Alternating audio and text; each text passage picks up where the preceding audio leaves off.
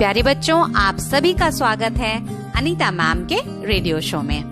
बच्चों, कक्षा 4 में विषय हमारा परिवेश में हमने पाठ संख्या 8 की शुरुआत पिछले एपिसोड में की थी।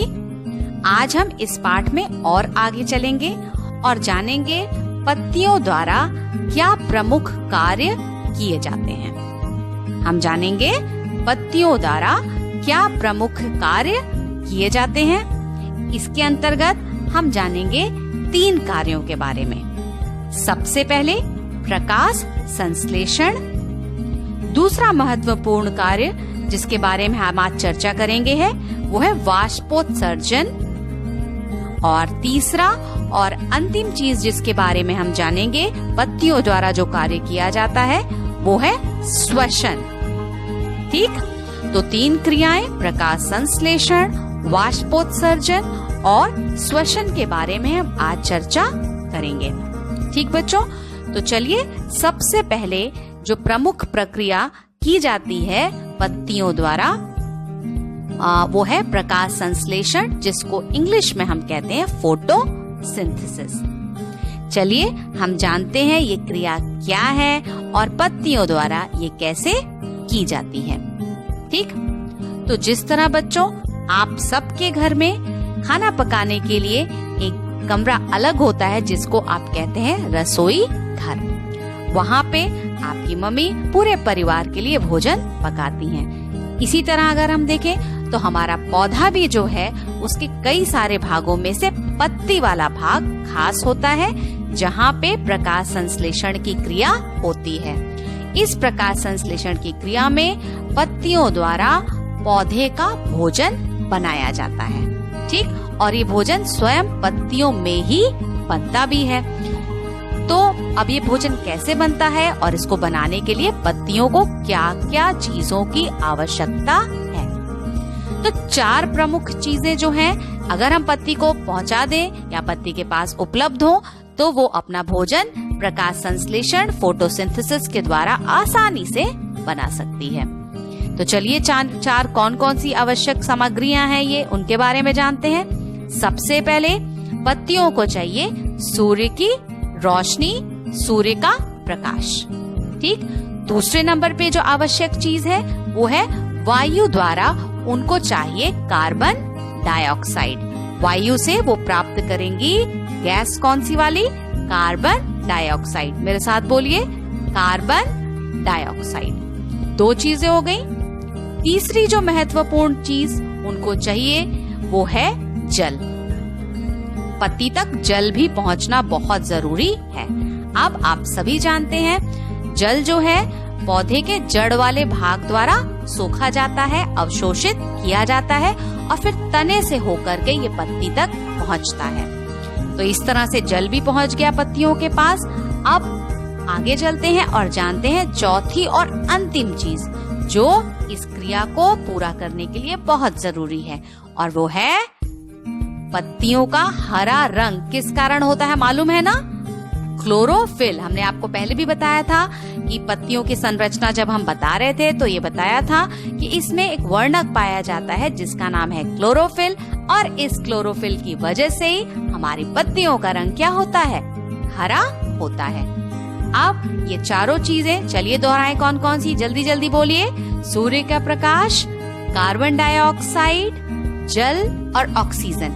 ये चारों चीज जब पत्तियों के पास उपलब्ध होगी तो पत्तियां पौधे के लिए भोजन बनाएंगी। और जब ये भोजन बन जाता है तो इसी क्रिया के दौरान इसी समय एक और गैस बनती है जिसका नाम है ऑक्सीजन। ठीक है ना बच्चों? भोजन के साथ साथ एक गैस बनती है ऑक्सीजन। ठीक, और अब ये जो ऑक्सीजन पौधे में बनी है भोजन के साथ साथ, ये ऑक्सीजन उसके अंदर नहीं रहेगी। इसको उसको अपने शरीर से बाहर करना है, पौधे के शरीर से अलग होना है। तब जो मैंने आपको बताया था कि पौधे की नाक यानी कि कौन? हाँ, उसकी निचली सतह यानी पत्तियों की निचली सतह में पाए जाने वाले पर्ण रंध्र जो गैसों का आदान प्रदान मतलब गैसों को अंदर बाहर करने का काम करते हैं, उनके द्वारा ही किया जाएगा। बनी हुई ऑक्सीजन इन्हीं द्वारा वातावरण या वायुमंडल में मिल जाएगी और इन्हीं द्वारा कार्बन डाइऑक्साइड जो पौधे को चाहिए थी ना, वो वायुमंडल से पौधे तक पहुंचेगी। तो ये पर्णरंध्र बहुत ही बढ़िया चीज है, बहुत ही कामगर है, और यही जो है कार्बन डाइऑक्साइड को पौधे तक पहुंचाते हैं और ऑक्सीजन को वापस वातावरण तक पहुंचाते हैं। ठीक बच्चों, ये आप जान गए, ये भी आप जान गए कि प्रकाश संश्लेषण क्या है, यानी पौधे के भोजन बनने की प्रक्रिया। ये कहाँ होती है ये भी आप जान गए, होती है पत्तियों में। और ये कैसे होती है इसे भी अब आप जान चुके हैं कि इस क्रिया को होने के लिए क्या क्या चीजों की आवश्यकता है और ये किस प्रकार होती है। तो हमने बहुत अच्छे से प्रकाश संश्लेषण को समझा और जाना। अब बच्चों, एक और बहुत महत्वपूर्ण जानकारी जो प्रकाश संश्लेषण से ही जुड़ी हुई है, वो है कि जो ऑक्सीजन गैस भोजन के दौरान बनी थी ना, ये ऑक्सीजन गैस वातावरण में जब निकलती है तो वातावरण को शुद्ध करती है। क्यों? क्योंकि हमें आपको तो जीवित रहने के लिए कौन सी गैस चाहिए? ऑक्सीजन।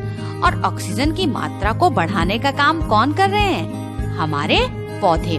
तो इस तरह हम ये कह सकते हैं कि पौधे में जो है वायुमंडल को शुद्धिकरण करने का भी स्वभाव होता है। यानी सारे पौधे जब ऑक्सीजन गैस छोड़ते हैं तो उस समय वायुमंडल का शुद्धिकरण होता है और हमारी वायु को ऑक्सीजन प्राप्त होती है।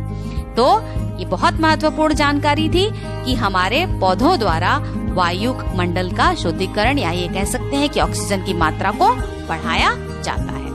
तो चलिए, प्रकाश संश्लेषण में इतना ही, और आगे बढ़ते हैं हम सब और जानते हैं पत्तियों से दूसरा महत्वपूर्ण कार्य जो होता है उसका नाम और उसके बारे में।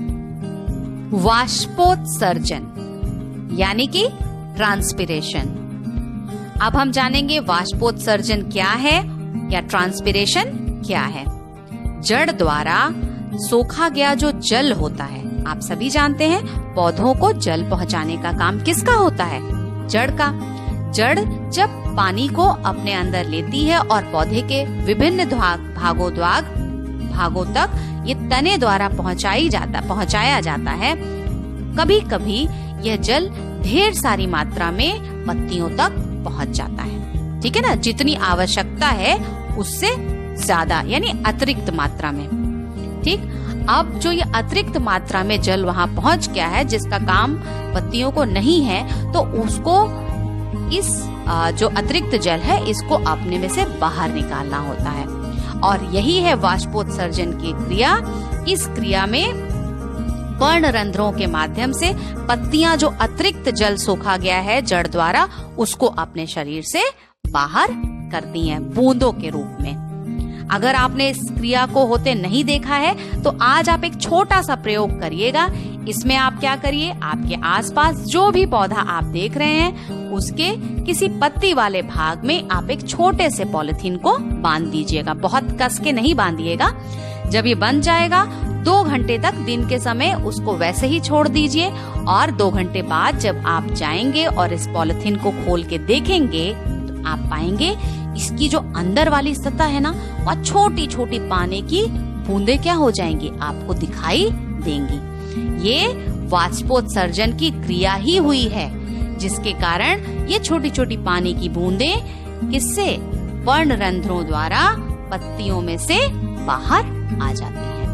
तो ठीक, तो ये दूसरी आवश्यक क्रिया आप सबको जाननी और आज इसे करके देखिएगा भी, वाष्पोत्सर्जन की क्रिया जो पौधे के पत्ती वाली भाग द्वारा की जाती है। तो चलिए अब पढ़ते हैं अंतिम और बहुत जरूरी चीज जो जीवन के लिए बहुत आवश्यक है, और वो भी पत्तियों द्वारा ही की जाती है।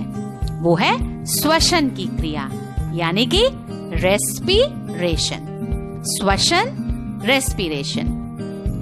हमारे आप सबके पास क्या है, नाक है ना, और हम उससे क्या करते हैं, सांस लेते हैं, और फिर वो हमारे फेफड़े तक ऑक्सीजन पहुंचती है और फिर हमारे शरीर तक। इसी तरह पौधों को भी सांस लेना है।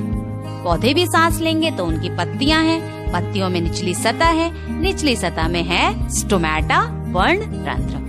इन्हीं के द्वारा पौधे ऑक्सीजन को वायुमंडल से अपने अंदर लेते हैं और फिर जब रेस्पिरेशन या श्वसन की क्रिया हो जाती है तो जो वेस्ट गैस है जिसे हम जानते हैं कार्बन डाइऑक्साइड के रूप में, ये पौधे के शरीर से बाहर निकल जाती है। ठीक, श्वसन की क्रिया में वायुमंडल से ऑक्सीजन ली जाती है और फिर वापस वायुमंडल में कार्बन डाइऑक्साइड गैस निकल जाती है।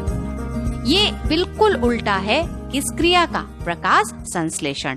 प्रकाश संश्लेषण में हमने जाना था कार्बन डाइऑक्साइड चाहिए और ऑक्सीजन निकलती है। यहाँ पे बिल्कुल उसका उल्टा है, ऑक्सीजन आती है, कार्बन डाइऑक्साइड निकलती है। ठीक, तो कंफ्यूज नहीं होएगा, बिल्कुल क्लियर। प्रकाश संश्लेषण में जो होता है उसका उल्टा होता है श्वसन में। एक और चीज इसमें बिल्कुल एक दूसरे से अलग है, श्वसन की क्रिया पौधे द्वारा 24 घंटे, चाहे दिन हो चाहे रात, किसी भी समय ये क्रिया होती रहती है। पर प्रकाश संश्लेषण की क्रिया सिर्फ दिन के समय। क्यों? क्योंकि उसके लिए तो सूर्य की रोशनी चाहिए, सूर्य की रोशनी तो रात में होगी नहीं, इसलिए प्रकाश संश्लेषण की क्रिया रात में नहीं होती है। ठीक है ना बच्चों? तो आज हमने एक बहुत ही आवश्यक जानकारी जो आपके आगे बहुत काम आएगी, जिससे आप पत्तियों से जोड़ करके मैंने आपको बताया कि पत्तियों का क्या क्या काम है, ये क्या क्या काम करती हैं, कैसे करती हैं और ये पौधे के लिए क्यों महत्वपूर्ण है, आज आपको अच्छे से समझ आ गया होगा। तो मैं उम्मीद करती हूँ कि आज के बाद आप जब भी पत्तियों को देखेंगे अपने आंखों से तो आप जान पाएंगे ये पत्तियां क्यों महत्वपूर्ण है पौधे के लिए और ये क्या क्या कार्य करने की क्षमता रखती हैं। तो ठीक, आगे जब हम अगले अपने एपिसोड में मिलेंगे तो मैं और आगे इस पाठ में कई नई चीजों के साथ आपको जोड़ूंगी। तब तक के लिए बच्चों सुखी रहिए, स्वस्थ रहिए, सुरक्षित रहिए।